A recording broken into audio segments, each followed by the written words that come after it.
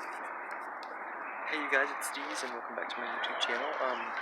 I can't believe this is the first time I've thought about actually doing a story time and telling you guys about my telling like the full story of my experience of meeting Joan Rivers, how I met her, how I got to see her show in Dallas in 2013, September 14th, 2013 actually is the date.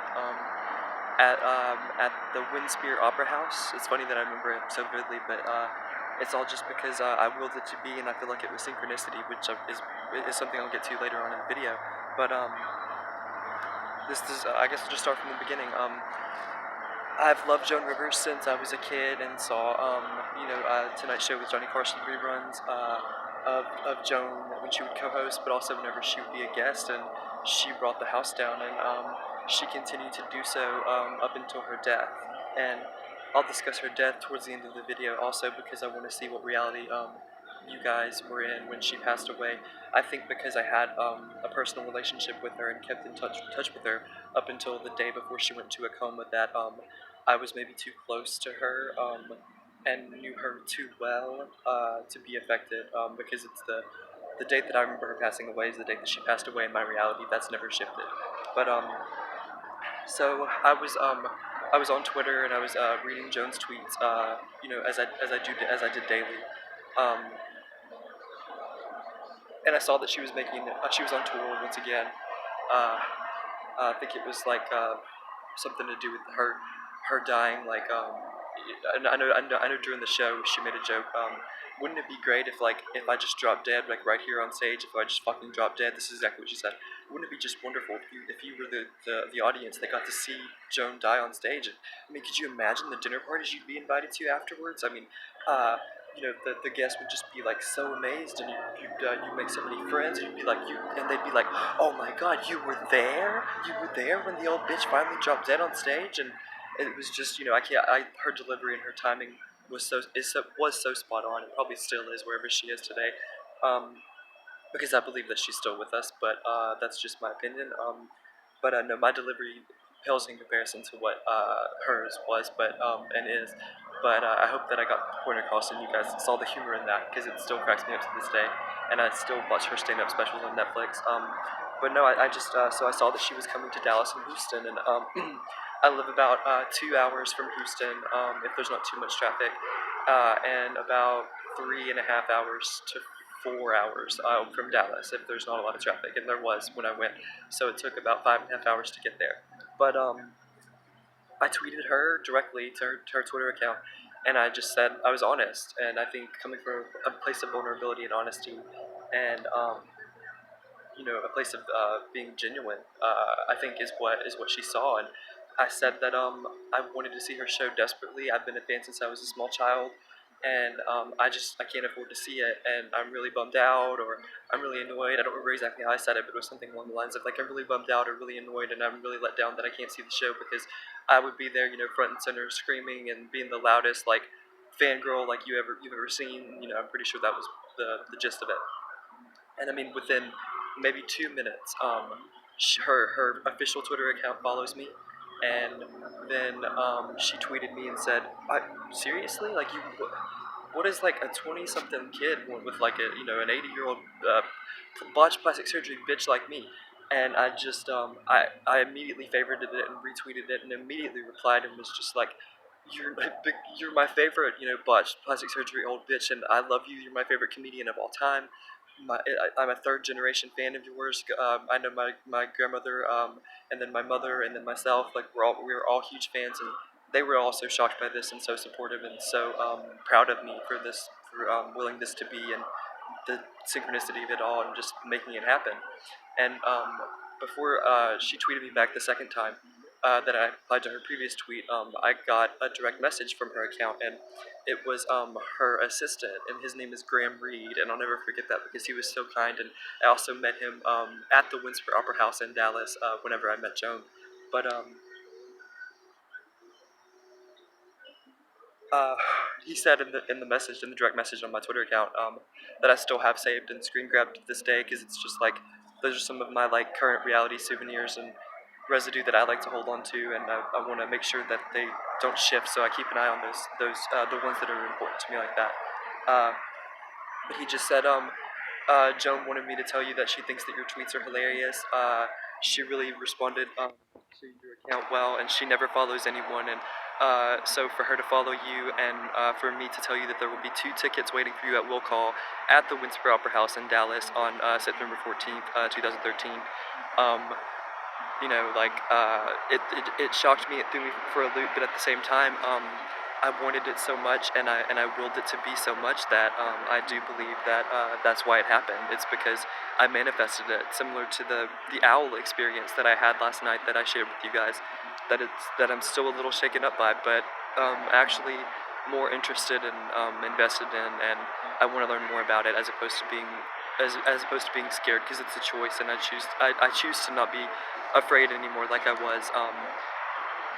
Like 2 or 3 months ago, I was pretty shaken up by the entire phenomenon of multiple experiences and the Mandela effect and glitches and time shifts and the simulation theory and all that. It really threw me for a loop because it all really hit home for me.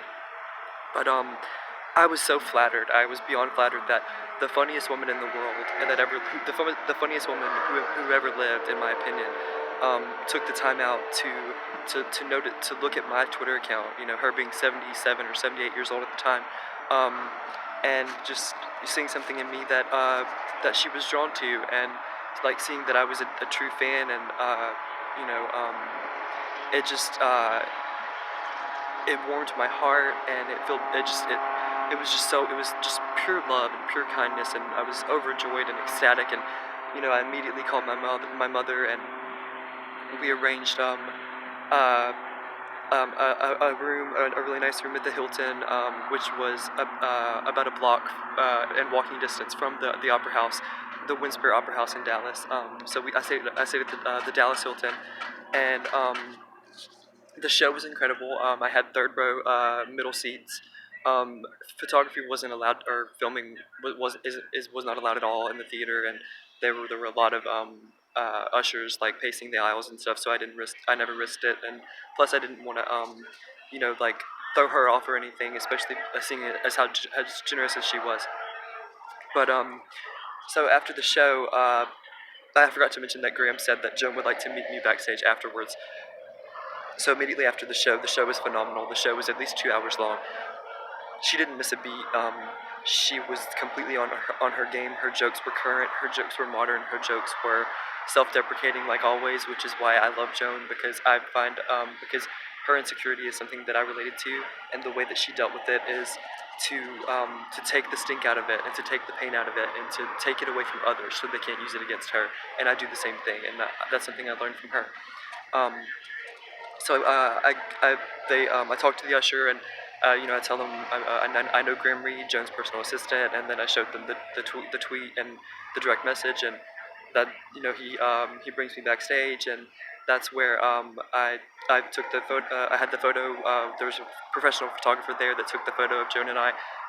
She talked to like a few of there were about me and five or six. There were about me and six other VIPs, and then some camera people and the crew. To her reality show, Melissa and Joan and Melissa, Joan Knows Best, that was on We, was also filming the entire 30-minute, I guess you could say meet and greet session that I had with Joan. And I was featured on Joan and Melissa about 6 months after the meet and greet happened, and I thought that was pretty cool. My appearance was also on the Wendy Williams show twice. I'll link the video after her death. The second video is my favorite appearance. My favorite appearance that I made on the show out of the two, because it's a tribute to Joan, and my story and my picture on that. The segment is Celebrity Fan Out, and my story and my picture is featured first in the segment, and Wendy really responded well to it and laughed at the joke that I told the producers when they called me and asked me for my interview, and for them to use my likeness on the Wendy show and everything twice. The audience loved it, and my story like killed it. Like, my story killed. It was the funniest one out of all three that were featured in both segments on each time I was featured on the Wendy Williams show. But I just I wanted to tell that story because it really was is and still to this day the most proud moment of my life. I met my hero and I wasn't disappointed. You know, there's that old saying that you shouldn't meet your heroes, but I guess I'm fortunate, and it was one of those rare occurrences in life when your hero actually not only meets your expectations that you had of them, but exceeds them in their generosity and their kindness and their authenticity and their vulnerability. Because I completely saw into her soul, and she wasn't just like, oh, you know, thank you so much for coming to the show. You know, I love you, Stephen. You're so nice, and it wasn't like that. It was a genuine conversation, and I'm not going to share that. It was a genuine, real conversation. Like once the cameras finally stopped rolling for her reality show, like she talked to each of the six VIPs. I was one of them. For you know, divide 30 minutes by six, and that's how much time I got one-on-one with Joan. But we kept in touch up until the day before she went under. She called me and told me that, you know, she was worried about it because she was 81, but that because it was just a simple endoscopy procedure, you know, which is where they stick the tube down your throat, and you know, she always had that scratchy voice, and she had some nodules, some uh, not benign, yeah, benign, because malignant is the bad one out of the two, but had a benign, some kind of nodule, I believe, in her throat, and that was what was causing her voice to get even more raspy than she already was famous for having that raspy New Yorker, like Joan Rivers-esque voice that she was famous for. It just got a lot deeper and a lot more raspy and a lot more difficult for her to enunciate and speak clearly on stage, so that's why she decided to do the procedure. But she called me the day before, and she told me she was a little bit worried, but that her doctor assured her that it was going to be fine. And I don't know if you guys know the story, but the reason why that uh, whenever she began to crash, they couldn't revive her, and she went into a medically induced coma, is because the doctors and the medical staff that were in the room attending to Joan whenever she was under anesthetic or under anesthesia. They decided that it would be more important to take a selfie with her basically dying body, and so they did. And I don't know if you guys are familiar with Melissa Rivers, Joan Rivers' daughter, and the lawsuit that she won. I believe it was last year they finally settled, or it was either last year or the beginning of the year before last, but or the end of the year before last. I'm sorry. But she got a huge settlement, and from the beginning said it wasn't about the money; it was about um, their that establishment's complete um, lack of um, lack of feeling any sort of remorse for human life, and uh, and treating her like a celebrity as opposed to someone that needed a procedure to better their lives, and that's what she was there for. You know, she trusted these people, and these people took advantage of her in her most in the most one of the most vulnerable positions that a person can be in. Uh, when they're under anesthesia like that, and they're completely at the mercy of others, and you know, they want to trust the other people's judgment, and she did, and she trusted those people because she was a trusting and kind person, and they took advantage of that, and for that I will never forgive that establishment that murdered her. You know, she would have survived had they not taken the selfie, and they would have gotten the crash cart sooner. That's documented, that's proven, and she would still be with us today. And it's I've never really properly been able to grieve uh, the loss of my. I'm not going to say friend. I'll say good acquaintance. Uh, you know, we met the one time, but we had three different phone calls and direct messages. The list goes on and on. But I don't have to prove anything like that.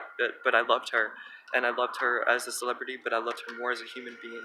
And I wish that more people, um, or I wish at least the people that worked in the medical establishment, I won't mention the name of, that I'm familiar with, though, based on Melissa Rivers' lawsuit against them where she won. And I'm so glad that she did for her and Joan's grandson Cooper, whom she adored. And Cooper and Melissa are still to this day not doing well. I keep in touch with Melissa. She followed me because she saw that because she now operates Joan's account and tweets from it. You know, like throwback pictures and throwback videos and stuff on Throwback Thursday, and you know, flashback Tuesday, whatever it is. Sunday, I'm not sure. I don't really do those, but I just wanted to make this video, and I'm sorry for it being a little bit somber. I didn't necessarily expect it to be, but I assumed when I got to the part about her wrongful death suit that it wasn't necessarily gonna like put a smile on my face. But I don't. Did you guys like Joan? Did you love Joan? Were you guys a Joan Rivers fan? Do you guys remember when she died? If you do, comment below like the year that you think that she died, because I met her September 14th, 2013, and that's not the year that she died. That's all I'm gonna say about it. You guys can guess in the comments down below. And I just this is just a video, a little story time about synchronicity and willing things to be, and certain people tending to or being more drawn to people based on authenticity and vulnerability, and people being able to see that in others. And I believe that Joan saw that in me, and I saw that in Joan, and I loved her, and I love you for watching. I love you so much if you made it this far. I love you so much if you take the time out of your day, out of your busy schedules and your busy lives and your Mandela affected lives and the craziness that we live through every single day, to listen to a 27-year-old, gay dude from Texas just, talk about his life and tell interesting stories, well, stories that I find interesting and want to share and feel that I need to share with the world and with people. Otherwise, I wouldn't be doing it because I enjoy so much. But like, comment, and subscribe. Um, Definitely, please comment down below and let me know when Joan died for you, and if there may be a Mandela effect surrounding her death. I wouldn't be aware of it because I was too close to the effect, in my opinion. But maybe you guys aren't, and I would really I would really appreciate some feedback. I always do. That's my favorite part of making videos, is talking to you guys. But also, don't forget to ring the notification bell down below if you want to get notified every time I make a video. Yesterday I made 4 videos in less than 24 hours, and I have 2 more outlines that I'm writing right now to make from some more content tonight, which will probably be after midnight. So it'll be like this morning, or whenever you're watching it is beside the point, because you might be watching it 3 weeks from now, or exactly when I upload it. I don't know. I'm rambling now, but I love you so much for watching. Bye.